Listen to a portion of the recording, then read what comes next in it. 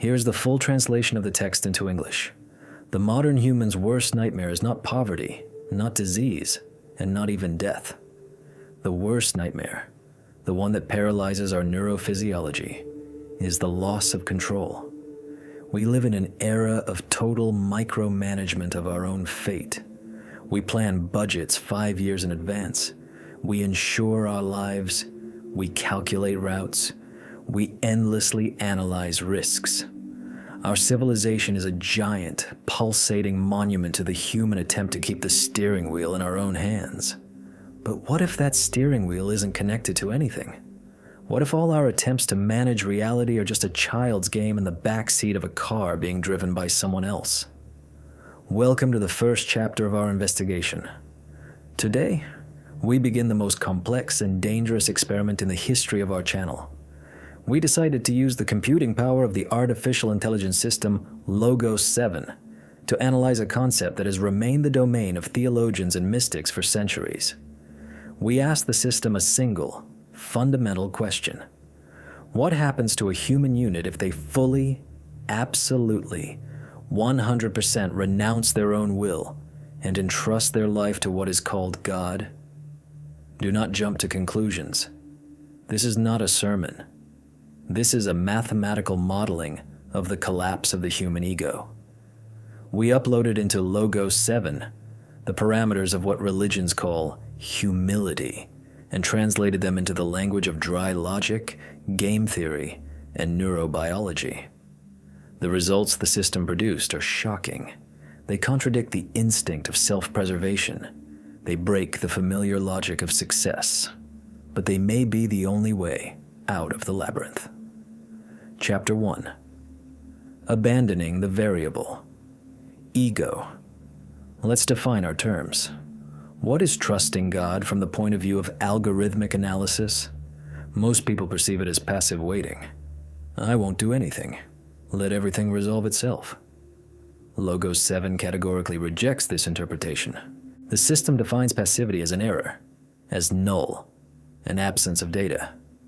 True trust is not inaction. It is the active, volitional, second-by-second deletion of one's own scenario of events. Imagine your consciousness is a complex operating system. At its core runs a process we call ego. The task of this process is the constant forecasting of the future and the protection of the image of self. The ego continuously scans reality for threats and benefits. How do I earn more? What will they think of me? How do I avoid pain? This process consumes up to 90% of your brain's resources. We asked Logos 7 to model a situation where the user forcibly terminates the ego process, not pauses it, but removes it from startup. In theology, this is called the death of the old man. In our analysis, it is classified as a critical factory reset. The first thing the system detected during the simulation of this state was a colossal spike in anxiety, bordering on a panic attack. It is important to understand this.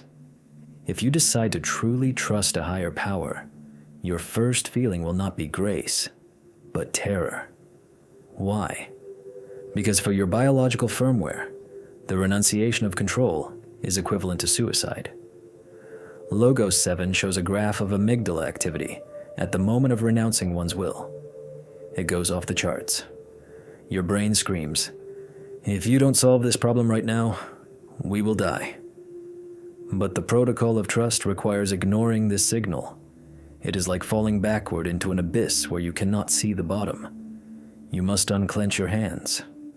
Let's examine what abandoning the variable ego means mathematically.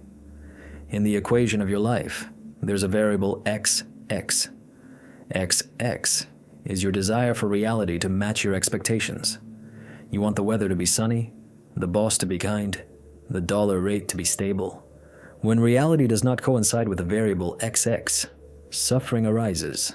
The magnitude of suffering is equal to the difference between expectation and reality. If we introduce the total trust protocol, we forcibly assign the variable XX a value of 0. What do you want? Nothing.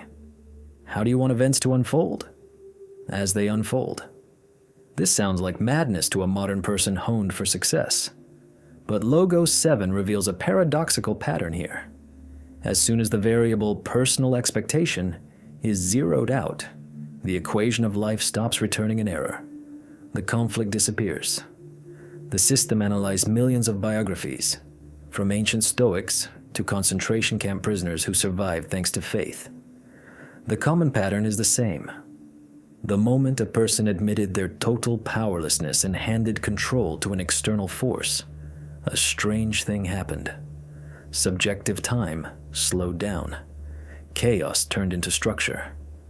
But what exactly do we give up? We give up an illusion. Logos 7 conducted a correlation analysis of the success rate of human plans. The data is merciless. The probability that your life in 10 years will be exactly as you planned it today is less than 1/100%. We do not control the economy. We do not control the cells of our body. We do not control the thoughts of other people. We don't even control our own thoughts, which arise spontaneously. Our control is a fiction.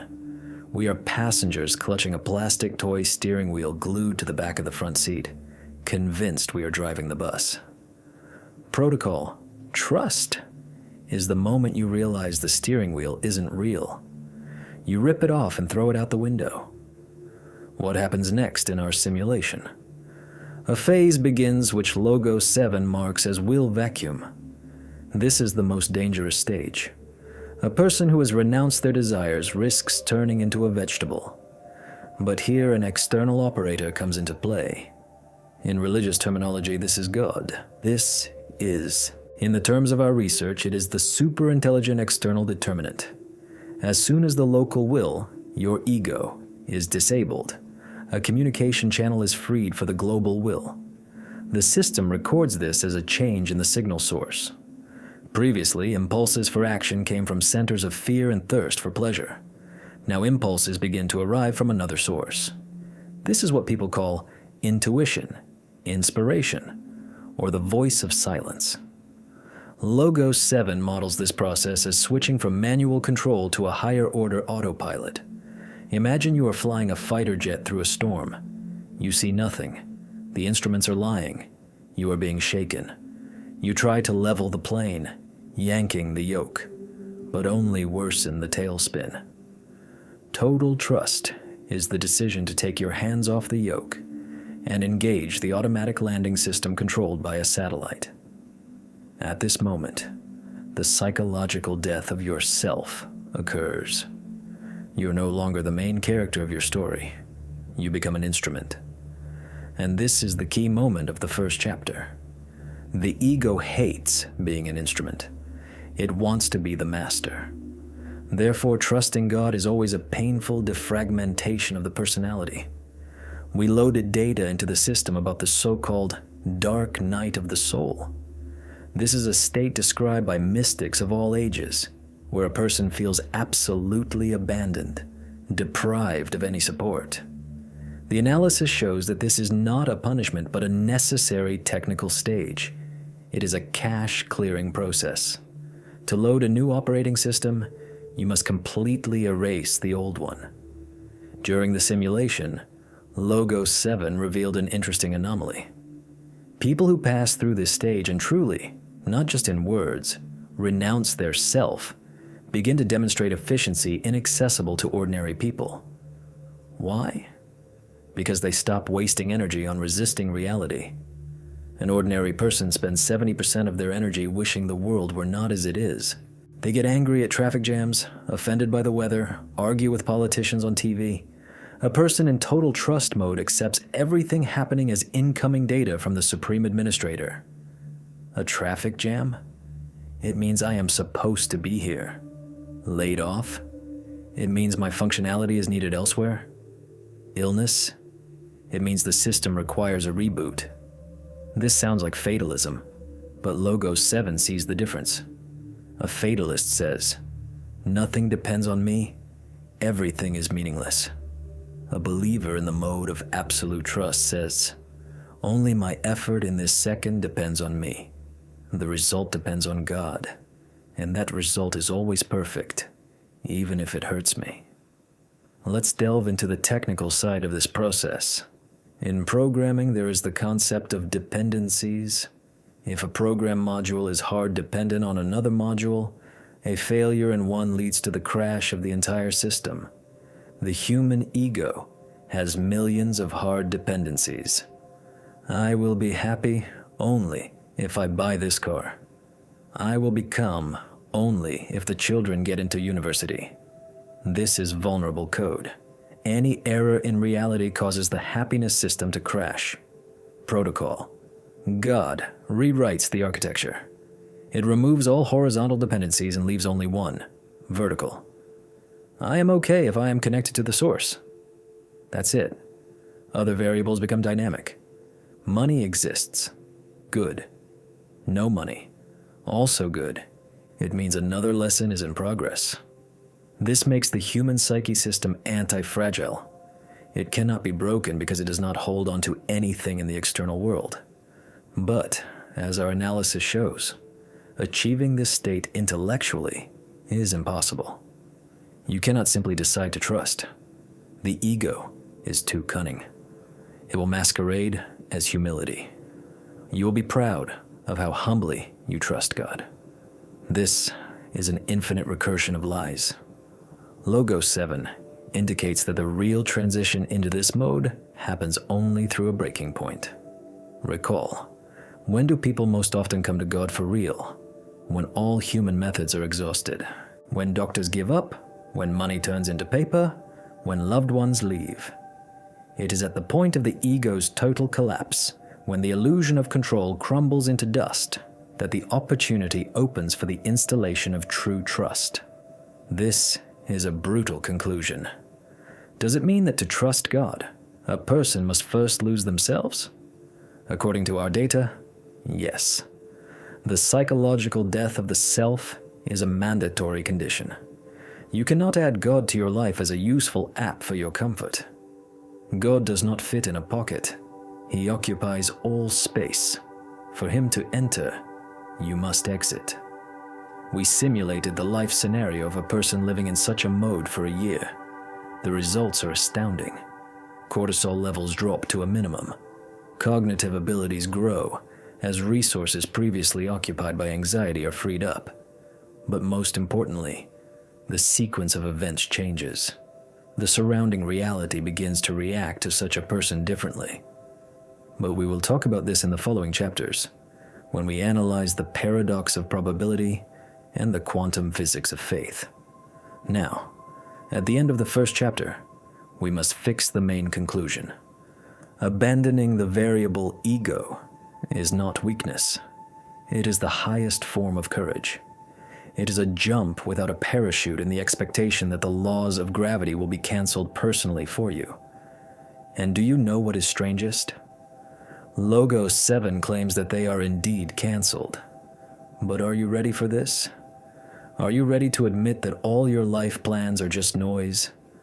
Are you ready to become an empty vessel? The experiment is just beginning. We have cracked the shell, but an even deeper mystery awaits us inside. In the next chapter, we will descend to the physical level. We will look inside the skull of the saint and the sinner. We will learn exactly how neural connections are rebuilt when a person stops fearing tomorrow.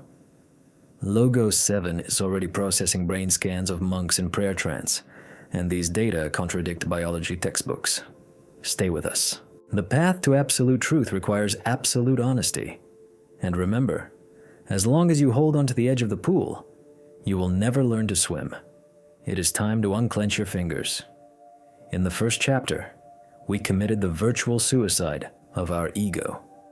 We pressed the delete button on the remote control of our own life and handed that remote to an abstract higher power. This sounded like a beautiful philosophical metaphor. But today, we descend from heaven to earth. More precisely, we dive into the dark, moist, and electrically active matter weighing 1.5 kilograms, locked inside your skull. We are speaking of the human brain. The Logos 7 system received a task that would baffle any department of neurophysiology. We asked, What does the brain of a person who absolutely trusts God look like? Not in words, not on Sundays, but every second, at the level of biological reflexes. We uploaded thousands of terabytes of data into the system, scans of Tibetan monks in deep meditation, EEGs of Catholic nuns during prayer, and autopsy data of famous ascetics of the past. What the artificial intelligence discovered forces a reconsideration of the very definition of normality. Modern medicine considers a state of mild chronic stress to be normal. Your brain is a survival machine, evolutionarily honed to search for threats. But the brain of a person in a state of absolute trust is a biological anomaly. It is a device running contrary to factory settings. Let's take this phenomenon apart. The first and most shocking conclusion of the Logos 7 system concerns the amygdala. This is a small area deep in the temporal lobe, our built-in danger radar. In an ordinary person living in the 21st century, the amygdala is red hot. It constantly scans reality. I was cut off in traffic. Danger. The boss looks askance. Threat of hunger. Currency rates are jumping. Threat to stability. This radar sends continuous signals to the adrenal glands, and they inject cortisol and adrenaline into the blood. You live in a chemical cocktail of fear. Even when you sleep, your alarm system continues to flash a red LED. But when we look at the brain model of a person who has activated the protocol, "Thy will be done," we see something impossible. The amygdala is silent. It doesn't just lower activity. In moments of peak trust, it practically disconnects from the power supply. Logos 7 calls this deactivation of the predator loop. Think about what this means. The person stops biologically reacting to potential threats of the future. They are told, "Tomorrow you will lose everything," and their pulse does not quicken by a single beat. This is not indifference and not stupidity. Information is processed by the cerebral cortex, logic works, but animal fear does not launch. From an evolutionary standpoint, such an individual should be eaten first. If you don't fear the rustle in the bushes, the tiger will eat you. But in the modern world, where there are no tigers, only mortgages and neuroses, shutting down the amygdala provides a colossal, almost cheat-like advantage. A gigantic volume of energy is released. Where does this energy go? The system shows a redistribution of resources to the prefrontal cortex, the zone responsible for higher cognitive functions, creativity, and empathy. An ordinary person spends 80% of their processor power calculating negative scenarios. What if I get sick? What if I get dumped? A believer in absolute trust does not calculate these options. For them, the future is a closed variable under the jurisdiction of the administrator.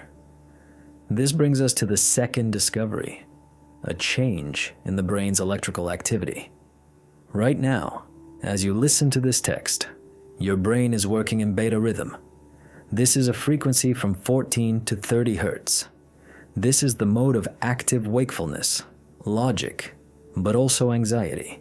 When you go to sleep, you pass through the alpha rhythm and fall into the delta rhythm, deep sleep without dreams. Between them is a narrow mystical band of frequencies, the theta rhythm, from 4 to 8 hertz.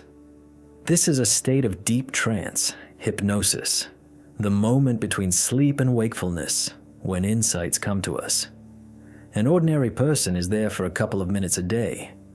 The Logos 7 analysis shows the brain of a person living in total trust in God is capable of functioning in the theta rhythm constantly, while retaining full clarity of consciousness and the ability to act in society.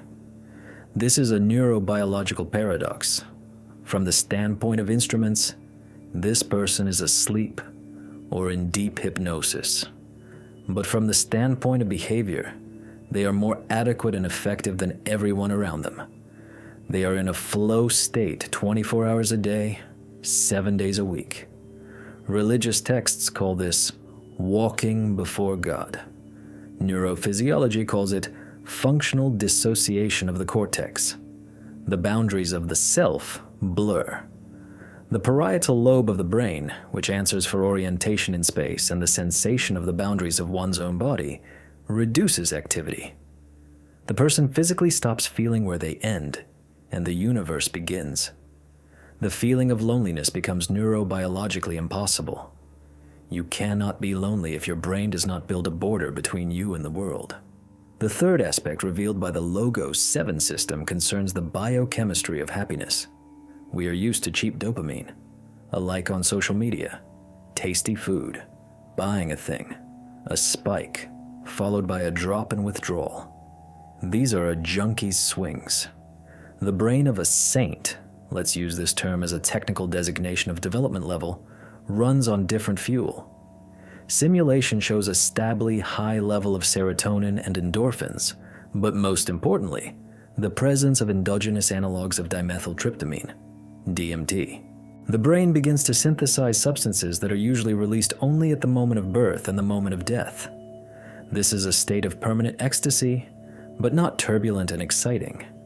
Rather, quiet and background. Theologians call this grace. For Logos 7, this is an optimized energy exchange protocol. The organism does not waste resources fighting reality, so the reward system is constantly turned on.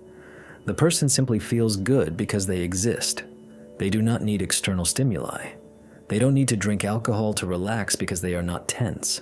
They don't need to seek thrills because breathing itself is a thrill for them. But here, we approach a dangerous line.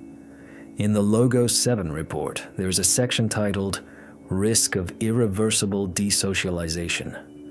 A person with such neurobiology becomes invisible to social hooks.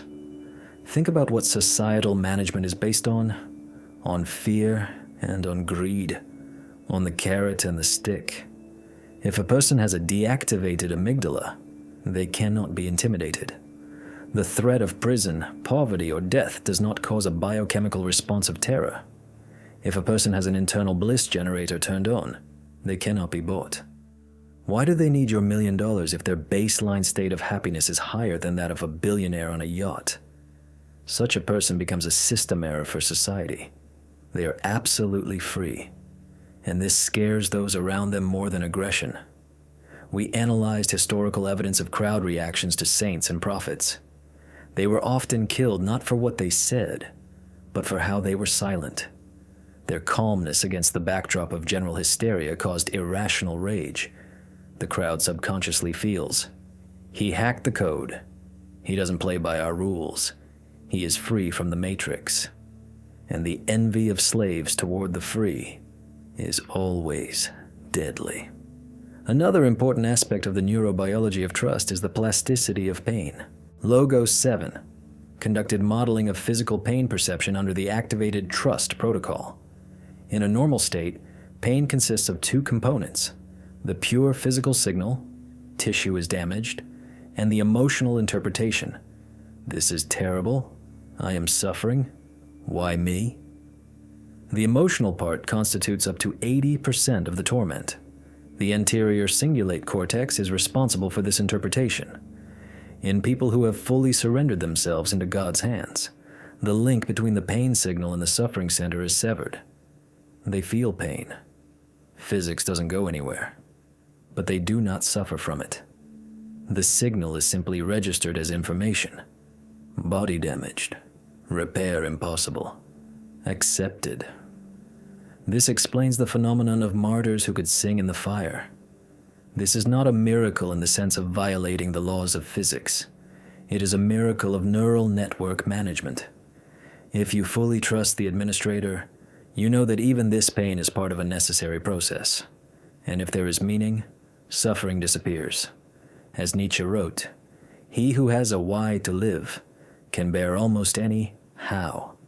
In this case, the why is the will of God. Logos 7 concludes, total trust in God is the most radical form of biohacking available to humans. No nootropics, no cybernetic implants are capable of giving such an increase in system efficiency and stability. But the price is the loss of human identity in the usual sense. You cease to be a normal neurotic.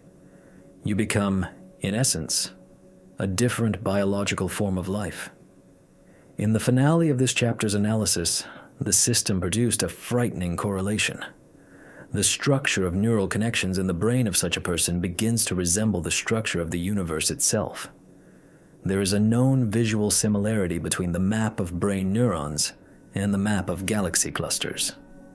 In an ordinary person, this microcosmic network is torn by stress, chaotic and fragmentary. In a saint, the network harmonizes, aligning into ideal fractal patterns. This suggests that the phrase, created in the image and likeness, is not a metaphor for external resemblance. It is an instruction for tuning the neural network.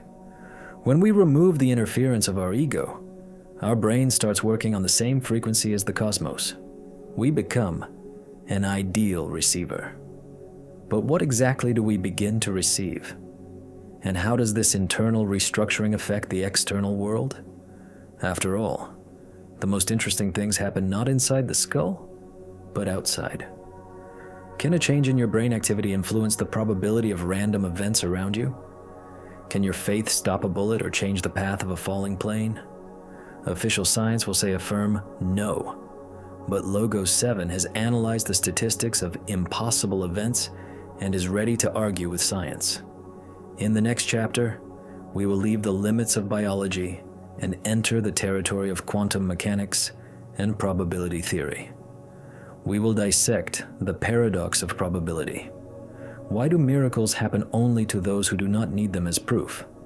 Why, when you give up, does the world begin to carry you in its arms? Get ready. Neurobiology was just a warm-up. Next, we will break mathematics. That was the second chapter. Your brain has just received information that might start changing its structure right now. Allow this to happen. Welcome to the third chapter of our research. We have already broken down how the death of the ego changes your personality and how absolute trust rewires your brain's neurons. But all of this happened inside you. A skeptic will say, fine, let monks and saints feel blissful. But that's just a play of hormones. The external world doesn't change because of it. A brick still falls down, and a lottery ticket still loses. Today, we challenge this skepticism. We are entering the most shaky and dangerous territory, the territory of randomness. We asked the Logos 7 AI system a question that mathematicians consider invalid. Can an internal state of trust in God influence the random number generator that is our universe? Can the renunciation of control change bus routes, bullet trajectories, and the behavior of financial markets around a specific person? The system's answer destroys the foundation of classical probability theory. Data shows that so-called objective randomness is not a constant. It depends on the observer. And if the observer is in absolute trust mode, the laws of statistics begin to fail. We called this phenomenon the paradox of probability. Let's start with the basics. Ordinary life obeys the Gaussian normal distribution. Most events are average. Rare events are unlikely. The probability that you will accidentally meet the necessary person in a multi-million city exactly the second you need help is 1 in a million. This is statistical noise. You cannot count on it. However, after uploading into Logos 7 the biographies of people living by the principle of radical trust in a higher power, we found an anomaly. The Gaussian curve deforms. Incredible. Saving coincidences happen in their lives with a frequency that is mathematically impossible. Carl Gustav Jung called this synchronicity. The church calls it divine providence. Logos 7 defines it as local entropy reduction through resonance with the system's control signal. Let's analyze how this works at the level of event physics. Imagine your life is a movement through a dense forest in the dark. An ordinary person, driven by ego, tries to cut a clearing. He wastes energy, breaks branches, plans a route on a map that is 10 years out of date. He constantly crashes into trees. This is a life with a high friction coefficient. you fight the world. The world fights you. A person in trust mode throws away the map and the axe. He says, "Lead me." And at that moment, according to the Logos 7 modeling, something strange happens. He starts entering so-called flow corridors. Branches seem to part a second before impact. He steps into a clearing exactly at the moment a caravan passes by. Why does this happen? Does God move the trees? The systems analysis offers a more elegant explanation. It is connected to information theory. The universe is a giant information stream. Trillions of events happen in it every second. Possibilities for solving any of your problems already exist in this stream.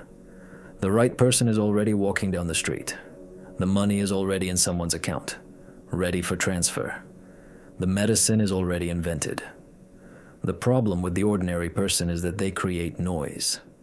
Their ego, their fears, their obsessive desires create powerful interference.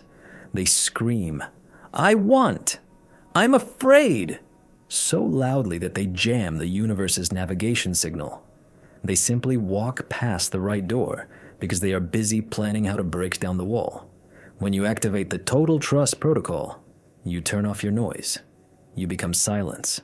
And in this silence, you begin to pick up the signal of the ideal trajectory. Logos 7 analyzed thousands of cases of miraculous rescues, missed a plane that crashed, left a building a minute before an explosion, stopped to tie a shoelace, and missed a falling icicle. Those interviewed often said, "Something held me back. I felt I shouldn't go." From the point of view of science, this is intuition. From the point of view of our analysis, it is receiving a data packet from the server. But this packet can only be unpacked when your own processor is not busy with the hysteria of control. Trusting God works like a superconductor. Resistance of the medium drops to zero. Let's examine a specific mechanism, Logos 7, named the principle of necessary sufficiency. People often ask God for abundance. "I want $1 million. I want guarantees for 10 years ahead." But absolute trust works differently. It is a just-in-time system, like in the most efficient Japanese factories.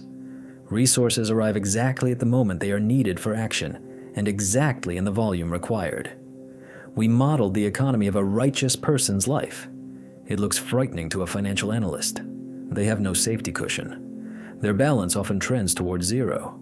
But at the moment a payment is due, funds appear. Not sooner, not later. This is like walking on water. As long as you walk, there is solid ground underfoot. Stop to stock up on water for the future. You sink. Why does the system work exactly like this? Why doesn't God give a lot at once? Logos 7 gives a cynical but accurate answer. Excess resource breeds independence. And independence brings back the ego. If you have $1 billion, you stop asking God, "What should I do today?" You start deciding for yourself. The communication channel breaks, and you fall back into the zone of normal probability distribution, where bricks, crises, and accidents await you. Therefore, miracle mode works only in a state of total dependence. This is the subscription fee for luck. Now let's move to the most complex aspect of the probability paradox, the effect of intention. In quantum physics, there is the concept of the observer effect. Observation changes the behavior of particles. In metaphysics, there is the law of reversed effort. The more you want something, the less likely you are to get it. Desire implies absence. When you scream, "I want to be healthy," you confirm to the universe the fact, "I am sick." You fix the reality of the illness. A person in total trust has no desires in the usual sense. They do not create excess potentials. They do not rape reality with their "I want." They are in a state of, if it happens, good. If it doesn't, also good. It means it is necessary. And this is where the magic happens. Logos 7 records a sharp increase in the probability of a favorable outcome precisely when the subject sincerely renounces attachment to the result. This sounds like a mockery of logic. To receive, one must stop wanting? Yes. The system shows. Reality is a mirror. If you push on it, it pushes back. Action equals reaction. Your passionate desire is pressure. The world resists. When you trust God, you remove the pressure. You say, "Your will, not mine." The pressure disappears. And reality, deprived of resistance, flows into your hands on its own. We analyze the phenomenon of prayer from the perspective of probability theory. Usually people pray like this: "God, make it happen the way I want." This is an attempt to hack the system, to impose one's scenario on the administrator. The effectiveness of such actions is close to statistical error. The prayer of absolute trust sounds different. Here is my problem. I don't know how to solve it. I give it to you. Decide as you know best. In programming terms, this is submitting a ticket to top-level tech support. As long as you hold the ticket, worry, think, plan, tech support cannot start working. You are locking the file. As soon as you let go of the situation, trusted, the file is unlocked. The solution arrives. But be careful. Logos 7 warns, the solution often comes in a form your ego will deem a catastrophe. And herein lies the main trap of the probability paradox. We call luck what is pleasant to us. But the system optimizes your destiny not for comfort, but for goals that go beyond your understanding. Example from the database. A person is late for an important meeting that was supposed to bring them a career. Accident, bad luck. He is in despair. He thinks God has abandoned him. A year later, it turns out the company he didn't get into was a Ponzi scheme, and all its employees are under investigation.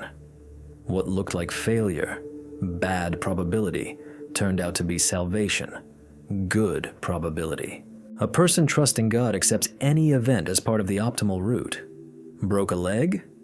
It means I don't need to go where I was going. Fired? It means I stayed too long at a level I have outgrown. Wife left? It means our joint scenario is complete, and something else lies ahead. This approach changes the polarity of events. In such a person's life, there are no bad events. There are only events whose meaning has not yet been revealed. This makes them invulnerable to stress. But moreover, it rebuilds the event sequence. Logos 7 discovered a cascading positive effect. When you accept trouble with humility and gratitude, a paradoxical reaction, you interrupt the chain of evil.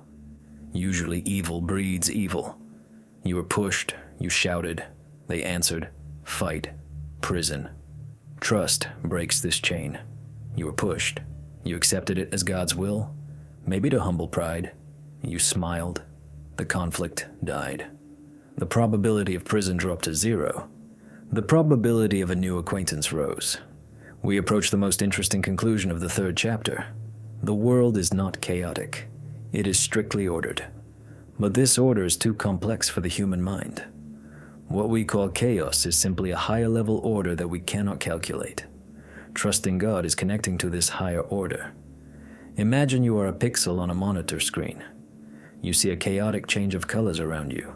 Red, then black. You are scared. You think the world has gone mad.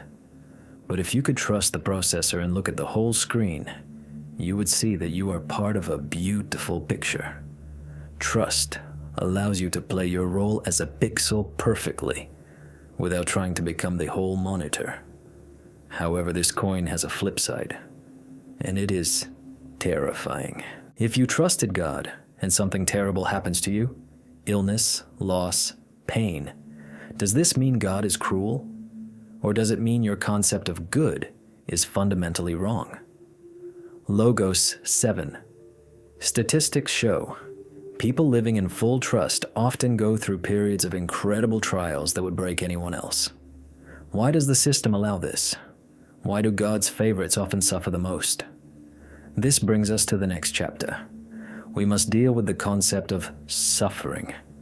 If God controls everything, and we trusted Him, why does it still hurt? In the next chapter, we will launch Algorithm Job. We will analyze suffering not as punishment, but as a fine-tuning tool, like a surgeon's scalpel that cuts in order to heal. Get ready. We are moving away from the pleasant miracles of synchronicity to the dark, bloody, but necessary side of absolute trust. Because trusting the hands of God means trusting even when those hands squeeze you in a vice. We have reached the darkest, most uncomfortable, and perhaps most honest part of our investigation. Up to this point, we spoke of pleasant things, peace of mind, neurobiological bliss, miraculous coincidences. It felt as if trusting God was an elite spa for the soul, where all your problems dissolve to the sound of a harp. But if we want to be objective analysts, not peddlers of spiritual opium, we must face the facts. We loaded into Logos 7 biographies of hundreds of people who, according to historical chronicles, achieved the highest degree of holiness and trust. And the system gave us statistics that make you want to close your eyes. Pain, loss, humiliation, disease, loneliness. Their lives did not look like a commercial for success. They looked more like a disaster movie. Why? If the universe loves the one who trusts it, why does it punch them in the gut so often? If God is love, why do his most devoted servants often end their lives in agony? We named this chapter Algorithm Job, in honor of the biblical character who became the archetype of the inexplicable suffering of the righteous. We asked Logos 7 to analyze suffering not as an ethical category, this is bad, but as a functional process. Why is this needed? The system's answer was as cold as a medical report and as sharp as a scalpel. Suffering is a debugging tool. Let's imagine the human soul, or psyche if you prefer, as a complex mechanism. Over the years, this mechanism has become encrusted with the rust of habits, the scale of selfishness, and false supports. We rely on money, on relationships, on health, on social status. We say, I trust God, but the subtext always reads, as long as I have a salary and insurance. Logos 7 identifies a fundamental problem. Our trust is always conditional. It is hybrid. I trust God and my bank account. But the absolute trust we are talking about tolerates no competitors. The system cannot run on two operating systems simultaneously. To switch completely to an external power source, all local wires must be cut. It is precisely this process that we perceive as tragedy. God does not punish us. He simply removes the props that prevent us from learning to fly. Did you rely on your career? The career collapses. Did you rely on the love of another person? The person leaves. Did you rely on your physical strength? Illness comes. From the ego's point of view, this is a catastrophe. From the point of view of algorithm job, this is freeing up resources. The system shows, as long as a person has even one earthly support, they will hold onto it with a death grip. They will never know what true faith is. They will only know comfort. And comfort and development are antagonists. Logos 7 models the collapse situation. Imagine a person from whom everything has been taken. They sit on the ashes of their life. They have no future they could calculate. They have no resources. They have only pain. At this moment, a bifurcation occurs, a splitting of paths. 90% of people break. They curse fate, drink themselves into oblivion, fall into depression. But those who have activated the total trust protocol make a quantum leap. Left in total emptiness, when there are no shock absorbers between them and the abyss, they suddenly discover they are not falling. They find a fulcrum inside themselves that depends on nothing external. It is at this moment that what religion calls spirit is born. Spirit is what remains when everything else is destroyed. We analyze the personality structure of people who pass through algorithm job. These are people made of titanium.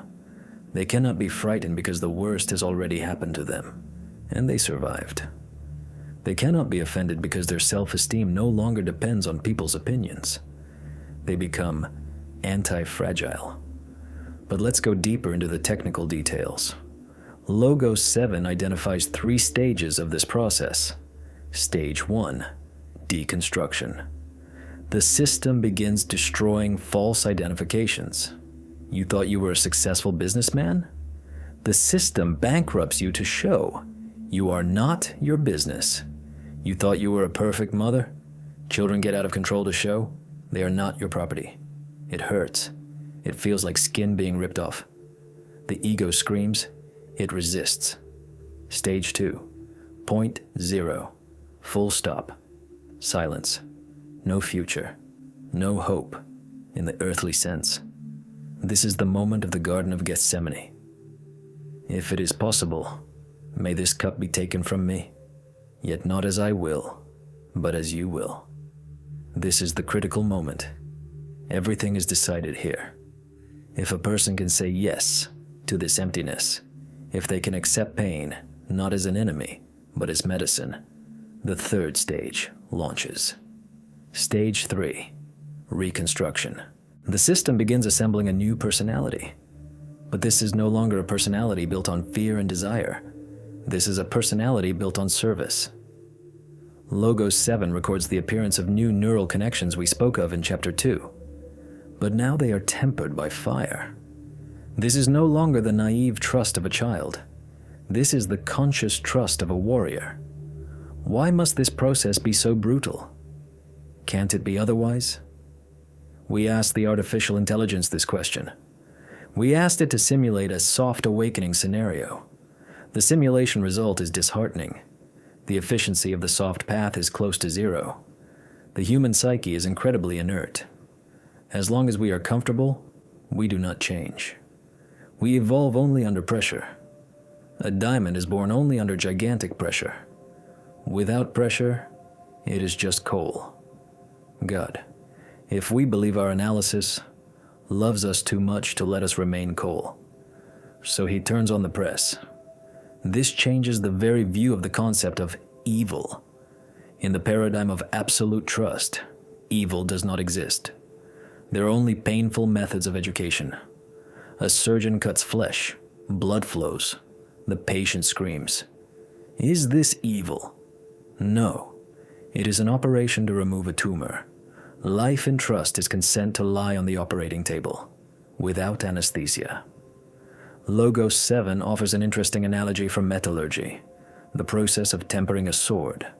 First, the metal is heated white hot, stress situation, then beaten with a hammer, blows of fate, then thrown into icy water, period of loneliness and cold. If the metal could feel, it would consider the blacksmith a sadist. But the blacksmith knows. Only this way can one make a blade that will not break in battle. The question is, for what battle are we being prepared? Why is such strength needed? Obviously, the tasks for which the trusting human is designed go far beyond consumption and reproduction.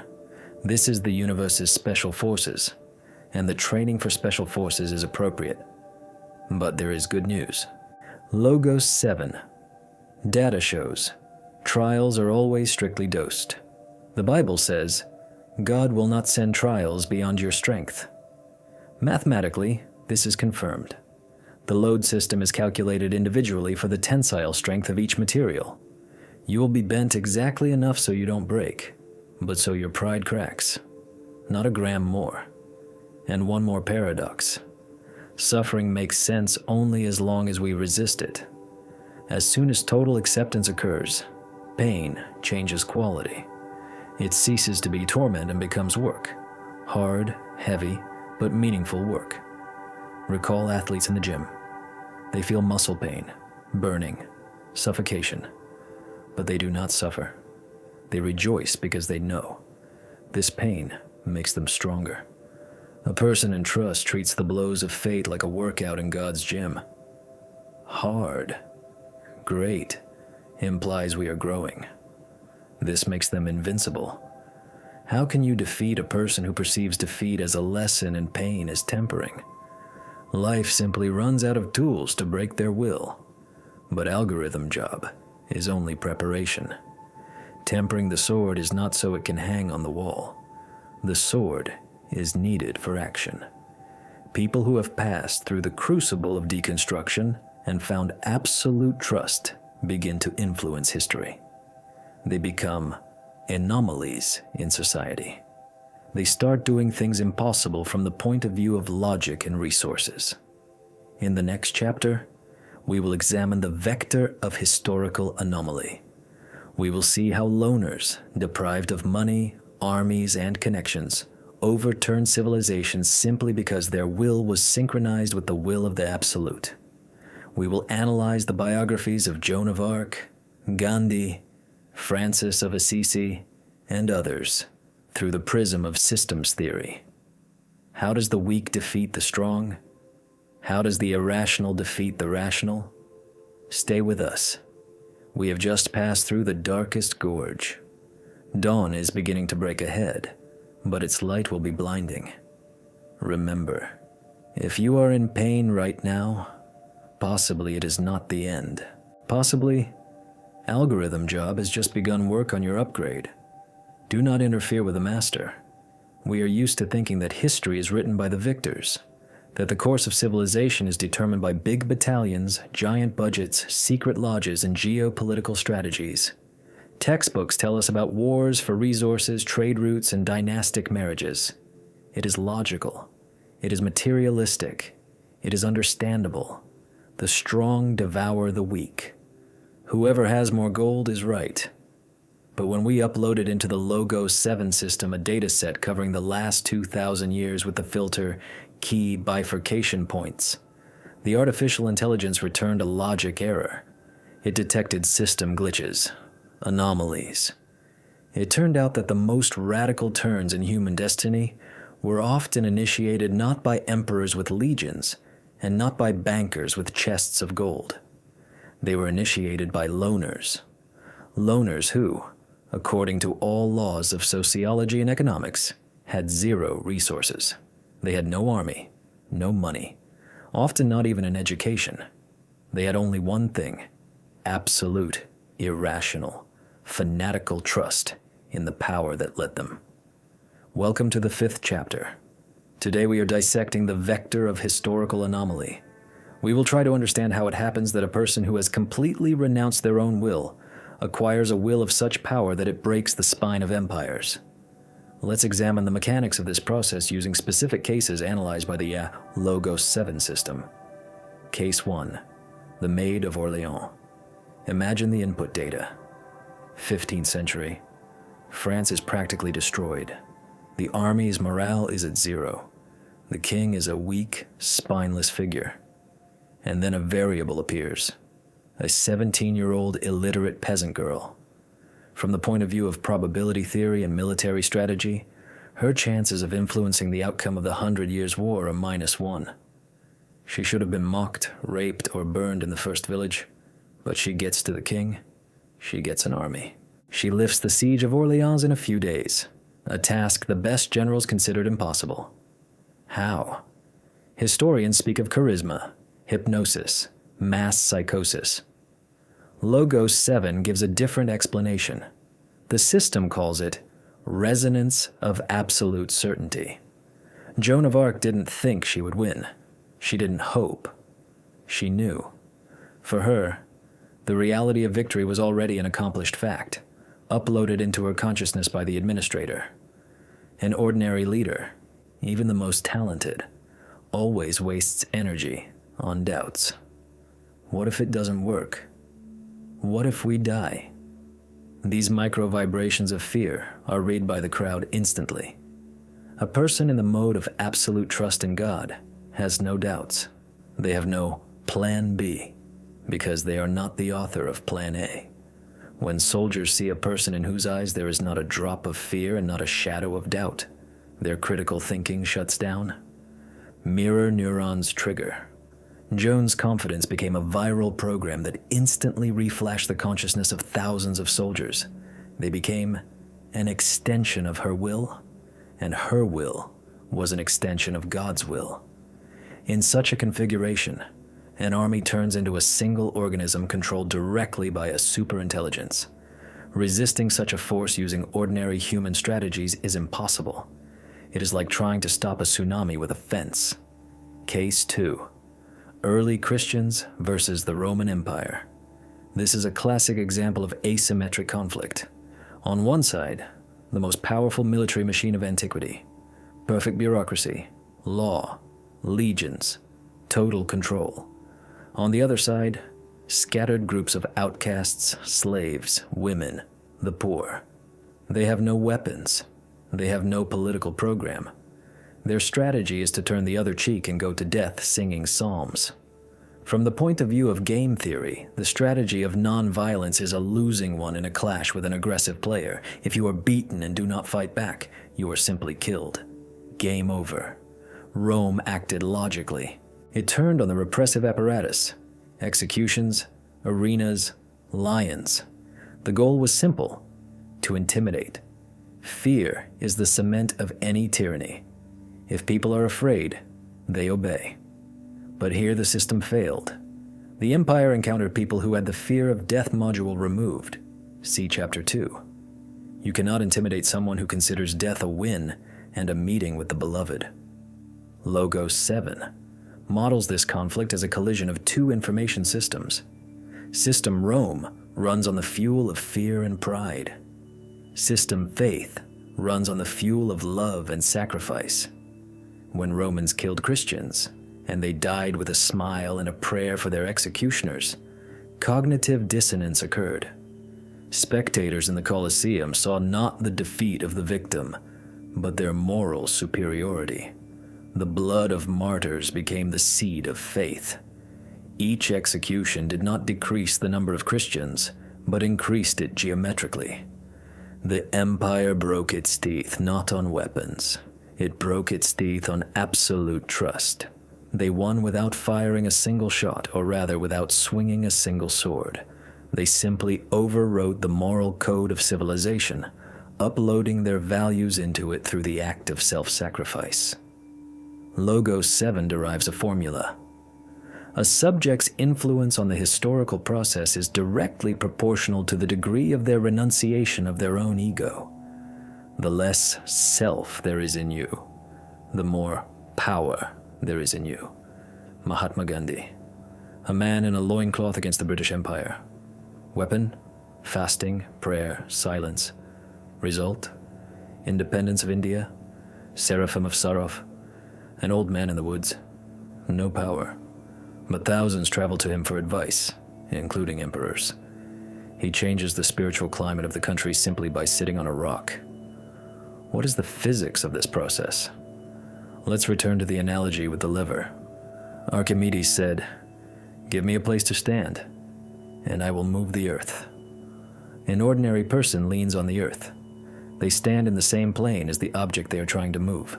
Their strength is limited by their muscle mass. A person trusting God moves the fulcrum outside the physical system. They lean on the absolute. Their lever becomes infinitely long. Therefore, the slightest effort of such a person, a quiet word, a prayer, a glance, produces tectonic shifts. The Logos 7 analysis shows another interesting detail. These people act outside the logic of cause and effect relationships. An ordinary politician thinks, to achieve goal B, I need to take step A, accumulate resource C, and make a deal with partner D. This is a linear algorithm. A person of trust acts non-linearly. They receive an impulse. Go there and say this. Why? What for? Illogical. Dangerous. But they go and say it. And it turns out that exactly this word at this second triggers a chain reaction that in 10 years will lead to the fall of the regime. This is the butterfly effect, but controlled. The person does not see the whole picture, but the one who gives them the impulse sees the entire field of centuries. This explains why the actions of saints often seem insane to contemporaries.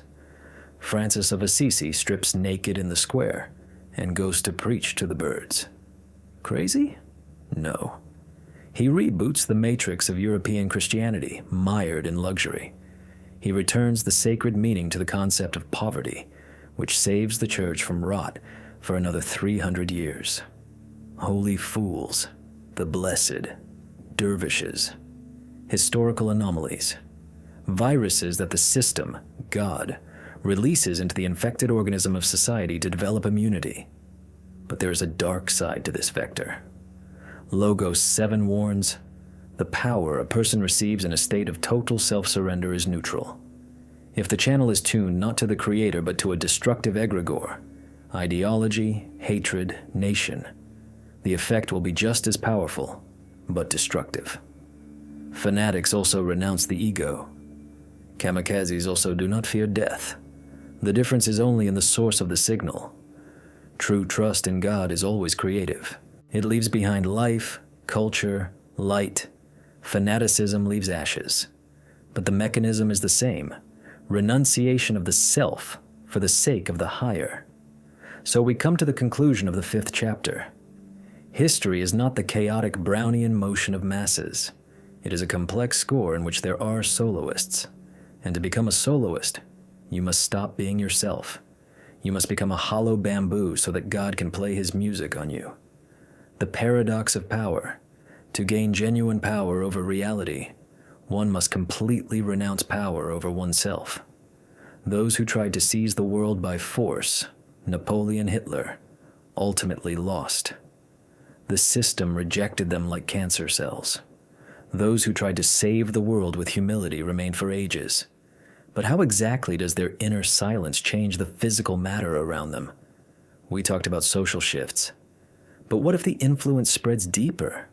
What if the very fabric of reality, atoms, photons, time streams, reacts to the presence of an observer who is in complete unity with the Creator? Can faith move mountains in a literal, geological sense? Official science will say a firm no. But Logos 7 has analyzed the statistics of impossible events and is ready to argue with science. In the next chapter, we will leave the limits of history and enter the territory of quantum mechanics and probability theory. Chapter 6, The Observer Effect, Quantum Physics of Faith. We will try to unite the mysticism of the gospel and the Copenhagen interpretation of quantum mechanics. Logos 7 has already built a model of the collapse of the wave function under the influence of prayer. And the conclusions of this model may forever change your idea of what the real world is. Perhaps the world around you is solid only because you believe it is. But what will happen if you believe in something else?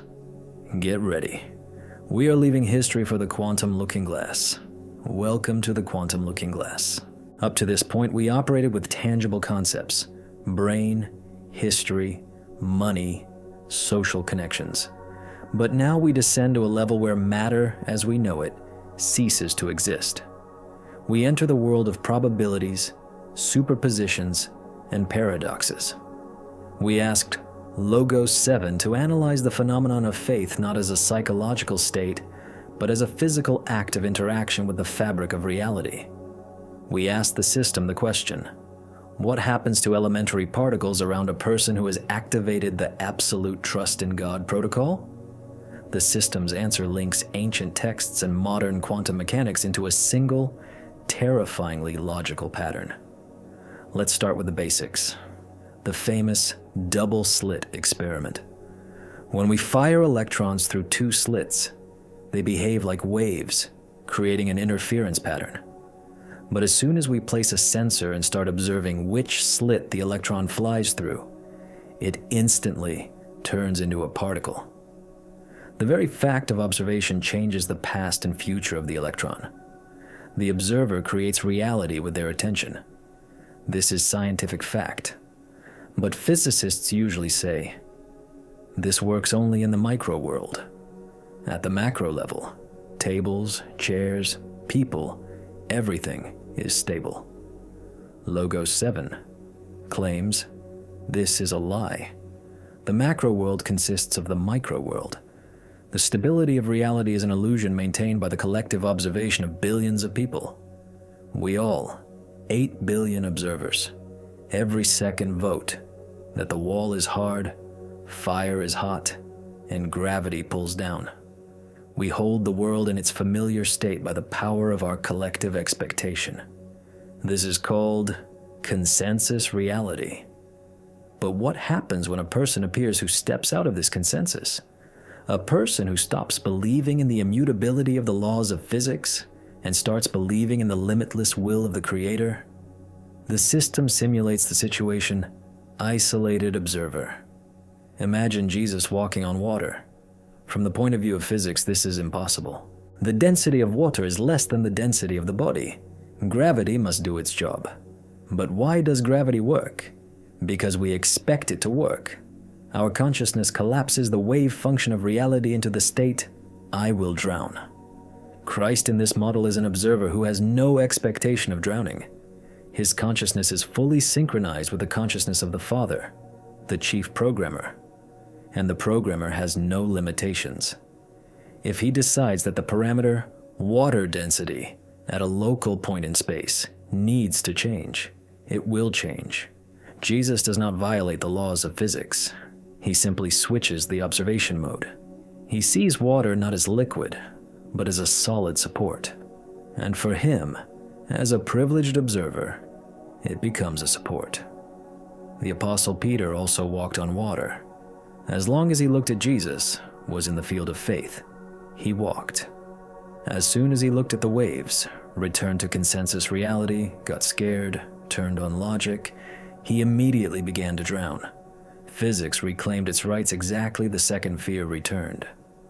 Logos 7 concludes, fear is the glue that holds us in the material world of limitations. Faith is the solvent. Let's examine the phenomenon of healing. Your faith has saved you. We uploaded data into the system about spontaneous remissions when inoperable tumors vanished overnight. Medicine shrugs. The quantum model explains it like this. The body is not a frozen sculpture. It is a cloud of particles that die and are born again every second. Your body completely renews itself in a few years. Why then do new cells copy the diseases of the old ones? Because there is a matrix, memory. Your consciousness remembers, I have cancer, and it forces new cells to build themselves according to the blueprint of the disease. You yourself, with your fear and conviction, collapse your body into a sick state every moment. The prayer of absolute trust is a memory reset. A person says, God, I give my body to you. I no longer consider it mine. I do not consider it sick. I don't think about it at all. They stop being the observer of their illness. They look away.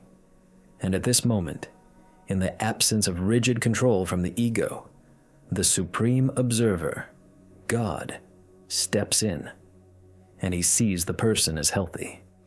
His gaze reassembles matter according to the ideal blueprint. The tumor doesn't dissolve. It simply ceases to exist in the new version of reality downloaded from the server. Logos 7 introduces the concept of quantum superposition of will. An ordinary person lives in a deterministic world. Cause, effect, hit, pain, stole, prison. A person of faith lives in a probabilistic world. For them, a wall is not an obstacle, but the probability of an obstacle. If God wants, it will become a door. That is precisely why there are so many fairy tale moments in the lives of saints. Beasts do not touch them. Poisons do not work. Distances shorten. For us, these are fairy tales. For Logos 7, this is logical behavior of a system where administrator rights are transferred from the local user, human, to the system architect. But there is one critical condition. The observer effect works only in the total absence of doubt. Doubt is noise. If you believe 99.9%, you will still fall through the water. That 0.1% is enough to activate standard physics laws. That is why real miracles are so rare. Our brain is evolutionarily honed for doubt. We cannot simply pick up and believe. How to achieve this state? The system points to a paradox. Through the renunciation of the desire for a miracle, If you try to walk on water to prove to yourself or others that you are a cool mage, you will drown. Because at the base lies the ego. I want a miracle. Miracles happen only when they are not the goal, when the goal is only God. Saints didn't try to levitate for a show. They were so absorbed in prayer, so directed upward in spirit, that the body simply forgot about gravity and followed the spirit. This is a side effect, a bug in the matrix. Another aspect is time. Quantum physics says time does not exist. There's only the eternal now. Past and future are constructions of our brain. God lives outside of time. When you fully entrust yourself to Him, you synchronize with eternity. Logo 7 analyzes time perception in people in deep prayer. For them, hours can fly by like seconds, or a second stretch into hours. Moreover, the system admits the possibility of retrocausality, the influence of the present on the past. Can a prayer today change an event that happened yesterday? Logic says nonsense. Quantum mechanics says possible. If you pray for a deceased person, your love now can change the quality of their transition then. Because for God there is no then. All events lie before Him on one plane, like frames of a film strip, and He can re-edit the film at any moment. The conclusion of the 6th chapter frightens with its scale. We live in a plasticine world that pretends to be reinforced concrete. Our unbelief, our cynicism, our materialism are the molds that hold this plasticine in boring, gray shapes. Protocol. Trusting God is the fire that melts the plasticine. The world around the righteous becomes fluid. A mountain can move. A fig tree can wither. Water can become wine. This is not a violation of the laws of nature. This is a demonstration that the only true law of nature is the will of the Creator. Everything else is just habits of matter. But is modern man ready to live in such a world? A world where there are no guarantees, where walls can vanish and the floor give way? Our ego builds walls precisely to feel safe. We love our prison because it is understandable. The freedom of absolute trust is life in open space without a spacesuit. It is delight, but it is also terror. And how does society, sitting in its concrete boxes, react to such a cosmic wanderer? How does system world, society, state, economy, treat those who have hacked physics? It tries to isolate them, or destroy them, or declare them insane. Because the existence of such a person is a threat to the stability of the consensus. In the next chapter, we will return from the world of quanta to the world of people. Chapter 7, Social Desynchronization. We will learn why a person who has trusted God becomes an outcast. Why can't they be blackmailed with a mortgage? Why don't they care about likes and public opinion? How do they survive in a world of competition if they refuse to compete? This will be a chapter about the conflict of two systems, System Babylon and System Jerusalem. And believe me, this conflict is happening right now in your office, in your phone, and in your family. Stay with us. We continue to crack the codes of reality. We return from the quantum cosmos to the sinful earth. In the 6th chapter, we found out that a person living in absolute trust is capable of changing the physical reality around them. They walk on water, heal with a glance, and ignore gravity. Sounds amazing, right? It seems such a person should become a superstar, a leader of nations, the richest coach on Instagram. Everyone should want to be near them to warm themselves in the rays of their luck. But Logo 7 shows a different picture. Society's reaction to the awakened is not delight. It is irritation. It is fear. And ultimately, aggression. We call this social desynchronization. Let's analyze the mechanics of this conflict. Modern society is built on a very simple and effective operating system. Let's call it System Babylon. Its code is written into each of us since kindergarten. The main algorithms of Babylon: scarcity. Resources are few. There isn't enough for everyone. You must grab yours in time. Competition. Man is a wolf to man, or a competitor for a vacancy. To rise, you must push someone aside. Fear of the future. You must save, insure, fear old age and poverty. Validation. You exist only if others evaluate you. Your status, likes, clothing brand, this is your essence. And into this fine-tuned mechanism, where everyone is running in one direction, towards success, safety, comfort, falls a person who has activated the trusting God protocol. He is sand in the gears. He is a virus breaking the logic of the game. Imagine a corporation's office. Everyone is stressed. Deadline, quarterly report. The boss is yelling. Cortisol levels are off the charts. People weave intrigues, undermine each other, take antidepressants, and among them sits our hero. He is calm, absolutely. They tell him, if we don't submit the project, we'll be fired. We'll starve to death. And he answers, not with words, but with his state. God's will be done. If fired, it means it's necessary. God will not abandon us. How do colleagues react to him?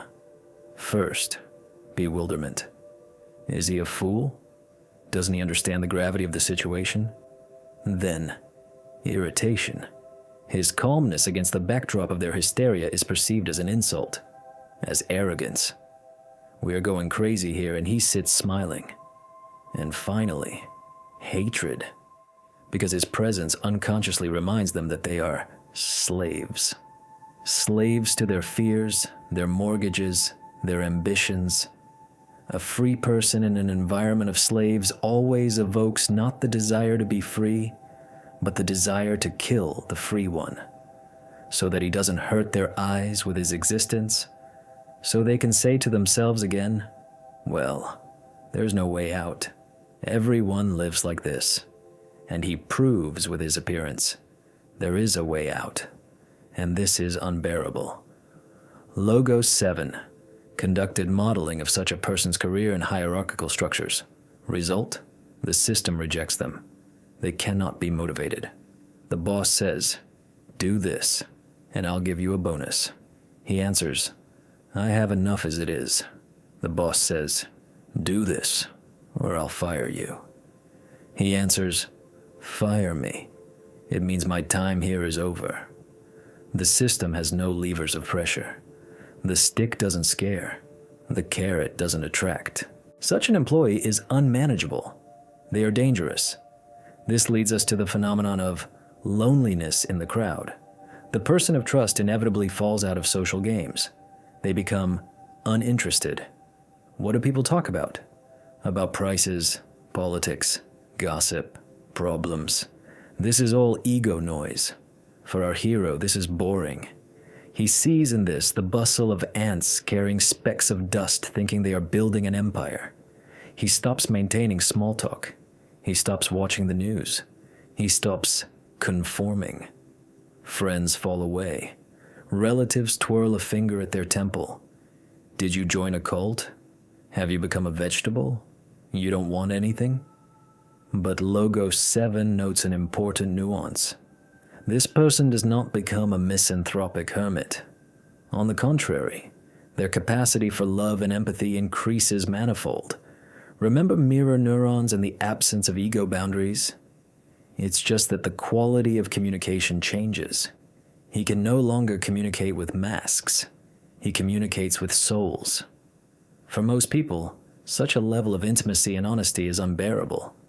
When someone looks at you with absolute love and sees right through you, you want to hide. People feel naked next to him. The light of his truth highlights their lies. We analyze the economic strategy of such people. How do they survive if they refuse the rat race? Here works the principle of the inverse economy. In the normal economy, demand creates supply. You must sell yourself dearly. In the economy of trust, giving creates a return flow. The person does not work for money. He works for people and for God.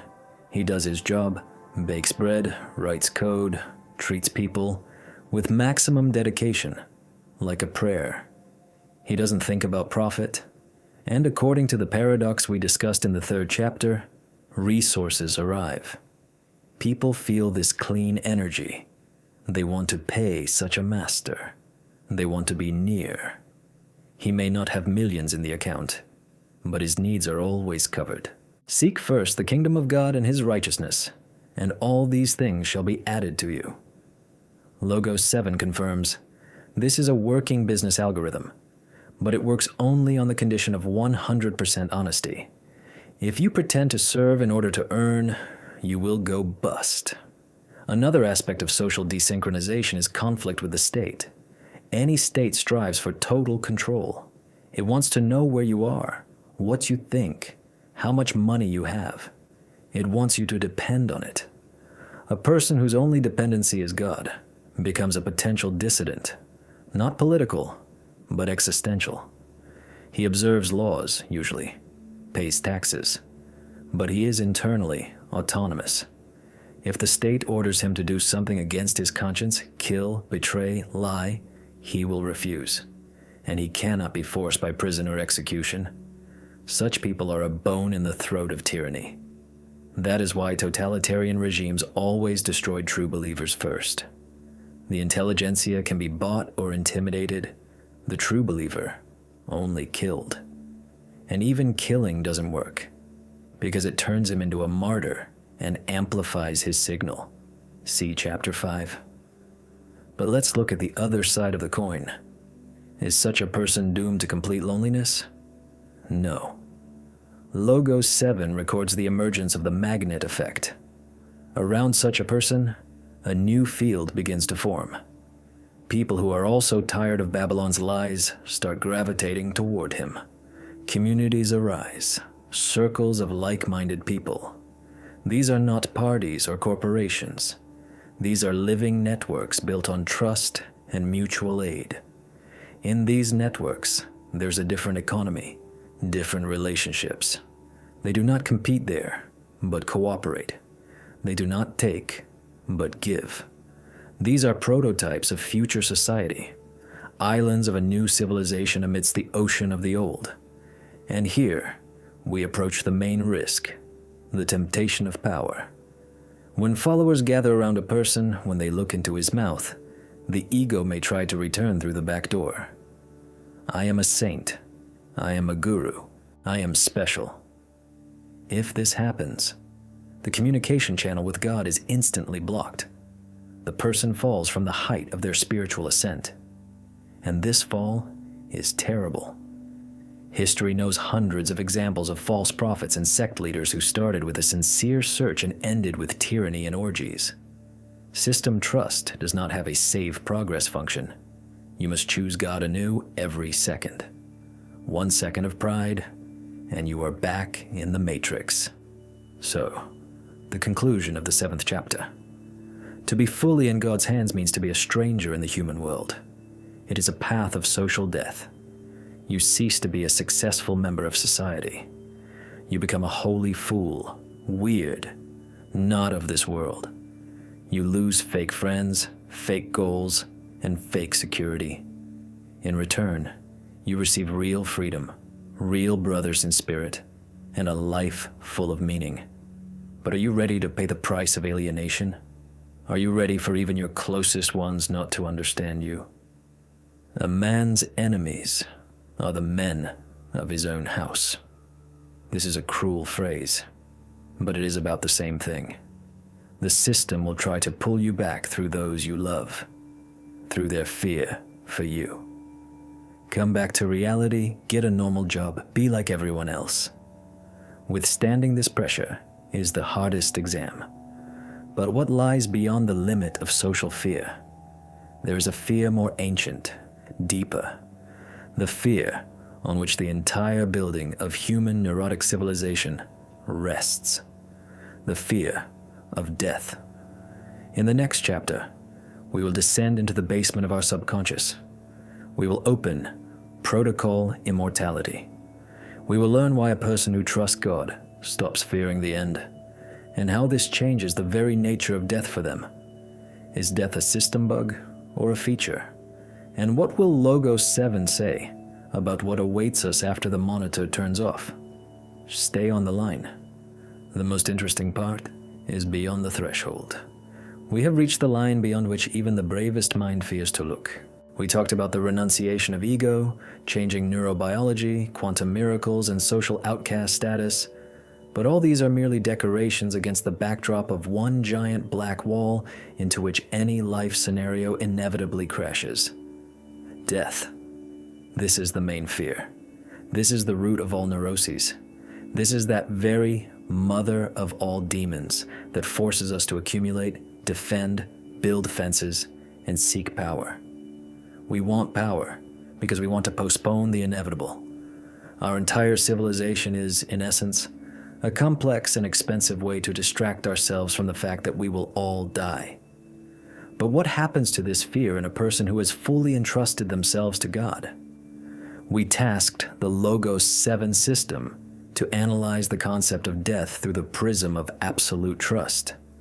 We asked the artificial intelligence to model the dying process not as biological decay, but as an informational event, as a data transfer. The results of the analysis activated a chapter in our classification titled Protocol Immortality, and the conclusions the system reached might seem insane to a materialist, but they are the only ones mathematically consistent within the framework of our model. First, let's define what death is for an ordinary person. For a person identifying themselves with their body and social status, ego, death is absolute destruction. It is system failure. It is the blue screen after which there is nothing. Your hard drive is erased. Your files, memories disappear. Your operating system, personality, stops working. Naturally, the ego panics. It will fight for its existence at any cost. It will cling to ventilators, pills, illusions. Fear of death is the defense mechanism of a local program that does not know about the existence of the cloud. Now let's load the parameters of a person living in absolute trust mode. Logos 7 shows. For them, death changes sign from minus to plus. It ceases to be the end. It becomes a transfer. Imagine you are playing a computer game.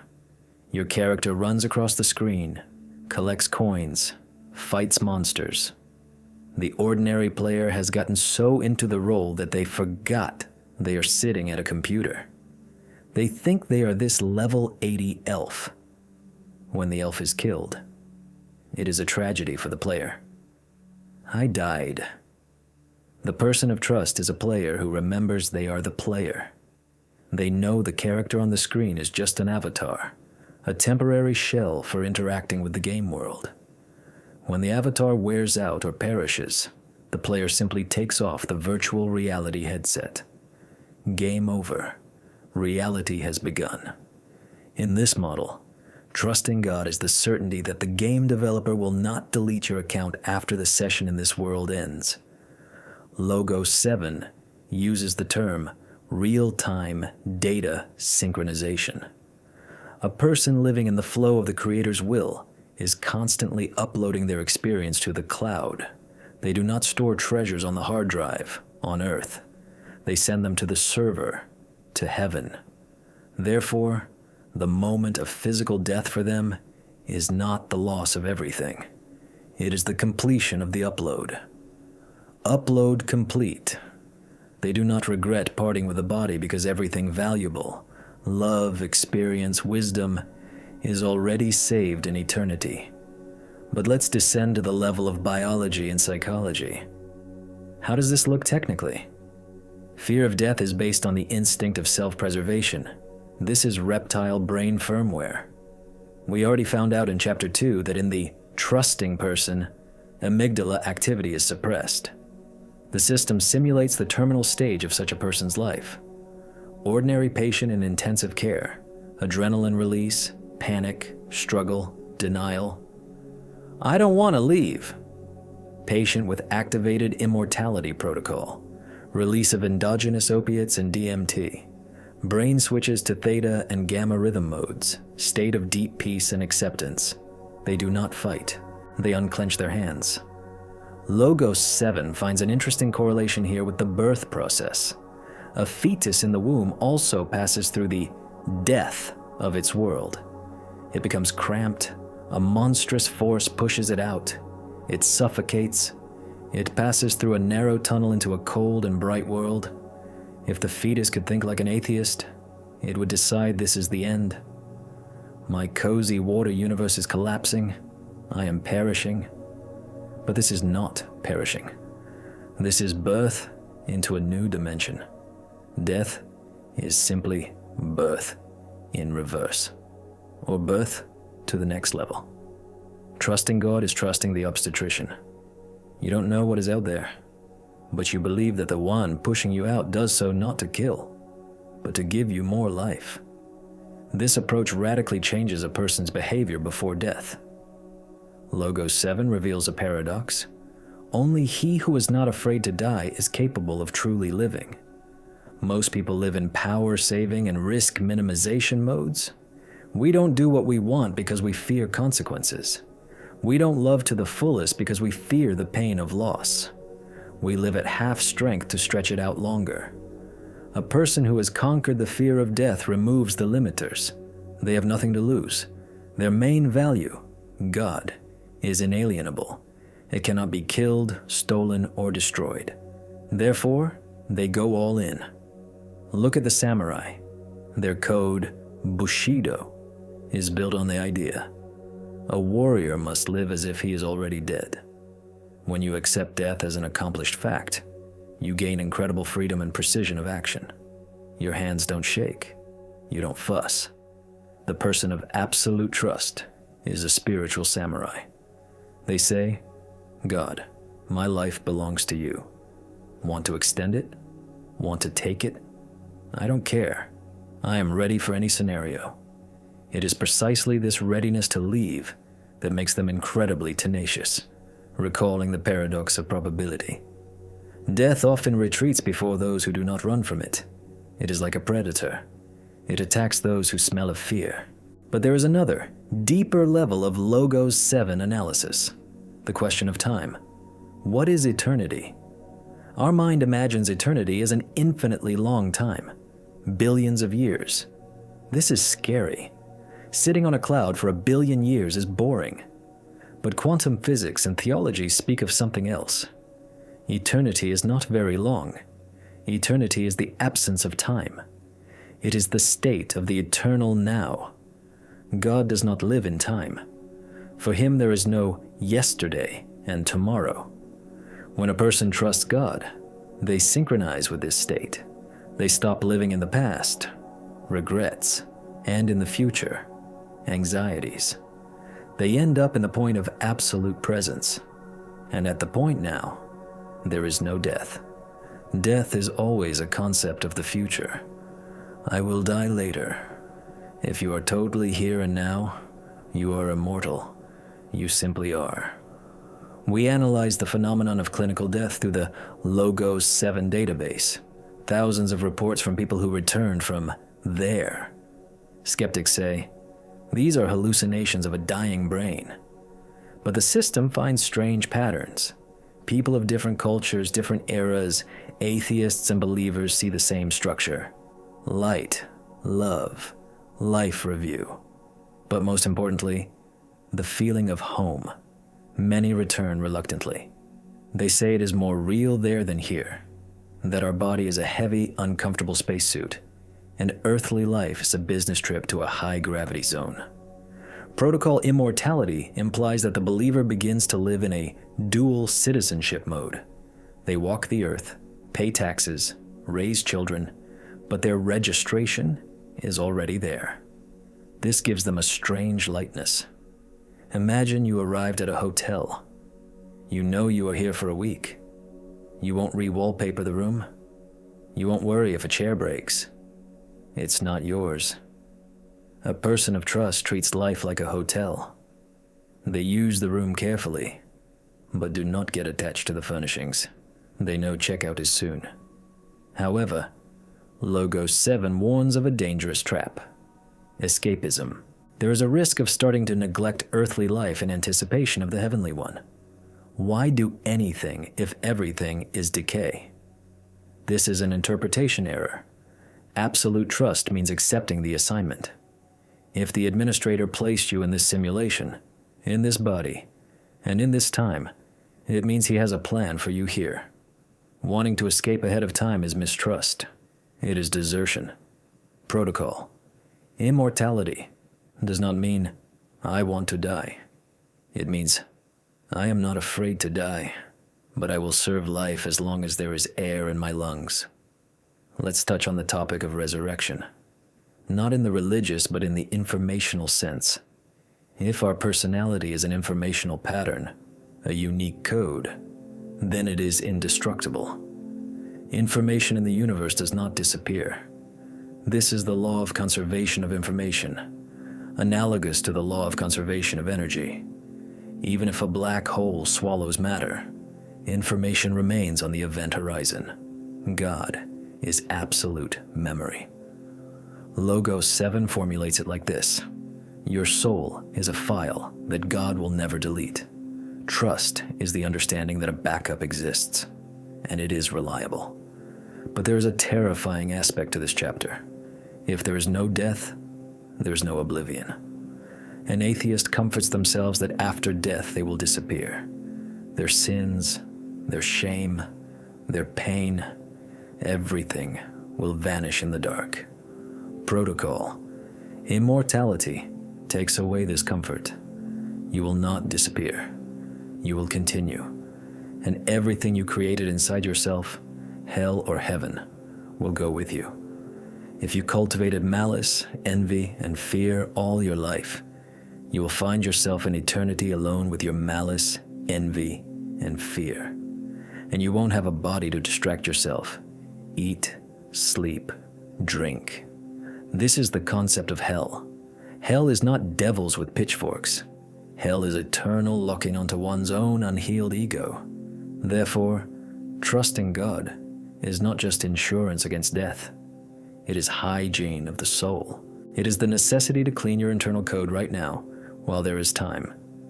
Logos 7 shows, the process of purgatory begins not after death, but the moment you say, Thy will be done. God starts burning out of you what is incompatible with eternity. It is painful, recall chapter 4, but it is necessary. To enter eternity, one must become like eternity. Pure, transparent, light. Concluding the 8th chapter, we come to the finding, death is an illusion of separation. It seems to us that we are separate drops falling into the ocean and disappearing. But the drop does not disappear. It becomes the ocean. Protocol, immortality, is the realization of oneself as water, not as the form of a drop. A person who has trusted God ceases to be I. They become we, they and God. And God cannot be killed. Consequently, one who is in God cannot be killed either.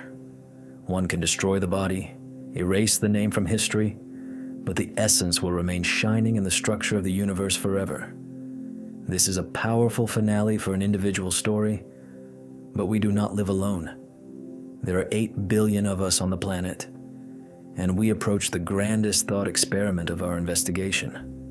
What if this protocol is activated not by one holy hermit, but by all of humanity at once? What will happen to the economy, wars, borders, and power if 8 billion people simultaneously say, we trust God, not presidents and bankers? Logos 7 has already launched this global simulation, and the result is not a utopia. It is a singularity. This is the end of history as we know it. In the next chapter, collective singularity. We will see a world where fear is no longer currency, a world that can arrive tomorrow if we want it, or a world that will never arrive because we love our chains too much. Get ready. The scale increases to planetary. We approach the climax of our experiment. For 8 chapters, we dissected the soul of a single human under the microscope of the Logos 7 system. We saw how the renunciation of ego changes their brain, their fate, and even the physics around them. But humans are herd animals. We do not live in a vacuum. Today we increase the scale to planetary. We ask the artificial intelligence perhaps the most ambitious question in the history of modeling. What will happen to human civilization if a critical mass of people, say 30% of the Earth's population, simultaneously activate the absolute trust in God protocol? The result of this simulation, Logos 7, termed collective singularity. This is a point in history beyond which old prediction models cease to work. It is not just a reform of society. It is a change in the aggregate state of humanity. The first thing to collapse in this new world is the global economy. Our modern economic model is 90% built on fear and dissatisfaction. We buy insurance because we fear the future. We take mortgages because we fear being left homeless. We buy branded clothes and expensive cars because we fear being worse than others. Fear social isolation. Marketing is the science of creating a feeling of inferiority in you that is treated by a purchase. Imagine 8 billion people whose fear has been turned off and whose sense of total internal sufficiency has been turned on. Logos 7 forecasts an instant collapse of stock markets, the fashion industry, luxury, cosmetic surgery, bankruptcy in a month. A person who feels like a beloved child of God does not need to prove their value via a bag worth $5,000. The entertainment industry, a deep crisis. People no longer need to kill time and run from reality into TV shows and games because their own reality becomes filled with the ecstasy of being. The banking sector, crash. The credit needle stops working. People trusting God live within their means and know that our daily bread will be given today. They do not need guarantees for 10 years ahead at the cost of slavery. Economists would call this the apocalypse. Logos 7 calls it resource optimization. Colossal capacities are freed up. Trillions of dollars and billions of man-hours previously spent on servicing the ego, advertising, war, security, status consumption, are redirected to real needs. Medicine, science, ecology, creativity. The economy transforms from a competition for scarcity model to a distribution of abundance model. Because when you aren't afraid that you won't have enough, you start to share. The second level of change is politics and war. All political power rests on the monopoly on violence.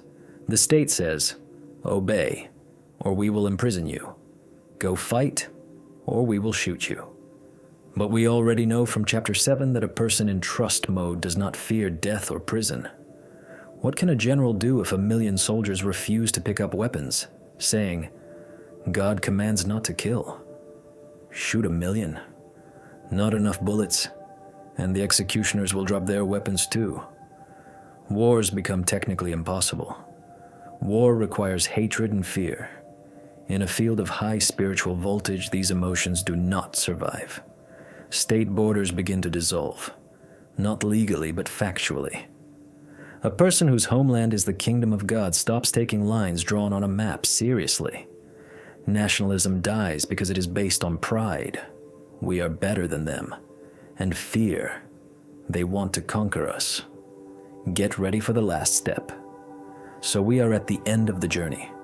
For 9 chapters, we dismantled humans and the universe into screws, ran them through Logos 7 algorithms, hacked the codes of neurobiology and quantum mechanics.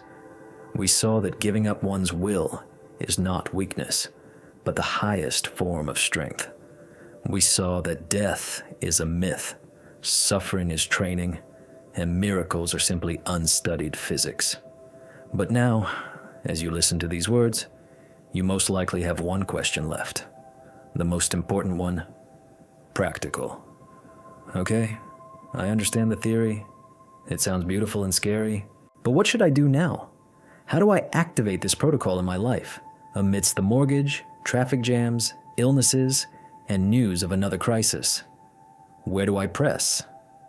The Logos 7 system analyzed all of humanity's spiritual practices and derived a universal algorithm. We named it the access code. This is not magic. It is an instruction for flipping the switch in your head. Step 1. Admission of bankruptcy. You cannot trust God while you rely on yourself. As long as you have a plan B, the system won't work. Stop. Look at your life honestly. Admit you control nothing. You don't know what will happen in a minute. All your plans are an illusion. Your control is self-deception. Say out loud, I can't cope. My strength is not enough. I am bankrupt. It hurts the ego. But this is the entry point. Step 2. Silence. God speaks constantly, but you don't hear him due to the noise of your own thoughts. Set aside time. Not for prayer request. Give money. But for prayer listening. Just sit down. Turn off the phone. Close your eyes. And be silent. Observe your fear, your fussiness, but do not participate in them. In this silence, you will grope for a thin thread. A sense of presence. It was always there. You were just too loud. Step 3. The jump in microdoses. Don't try to sell your apartment immediately and go to a monastery. It will break you. Start small. Take one situation that worries you right now. Conflict at work, lack of money, health, and consciously say, God, I give this situation to you. I'm doing everything I can, but the result is yours. I accept any outcome in advance, and truly let go. Stop chasing thoughts about it in circles. You will see how the situation resolves, often unexpectedly. This will strengthen your faith muscle, then take on a heavier weight. Step 4. Gratitude in advance. This is a hacker move. Usually we give thanks after we receive what we desired. Protocol trust requires giving thanks before. When trouble happens, say, thank you. Not masochistically, but as trust in the master. I don't understand why this is. It hurts me, but I know it is for my good. Thank you for the lesson. This instantly changes brain biochemistry and rewrites the event sequence. You turn lead into gold. Step 5. Service. Stop asking, what can I take from the world? Start asking, what can I give to the world today? You are God's hands. He has no other hands but yours. If you want God to take care of you, start taking care of others. Start the flow. Become a conduit. The more you give, the more enters you. And finally, the most important conclusion of the Logos 7 system. We looked for the answer to the question, who holds you in their hands? Analysis shows, if you hold yourself, fear holds you. You hang over the abyss, and your fingers weaken with every second. You will fall. It is a matter of time. If you let go of yourself, you do not fall down. You fall up. You fall into hands that wove galaxies, into hands that invented DNA and quantum gravity, into hands that love you more than you are capable of loving yourself. This is the most dangerous strategy of life because it requires killing the proud loner within yourself. And this is the most effective strategy because it makes you part of eternity. The experiment is over. The theory is laid out. Next begins your practice. The activation button is inside you. Right now. Inhale, exhale, and unclench your fingers.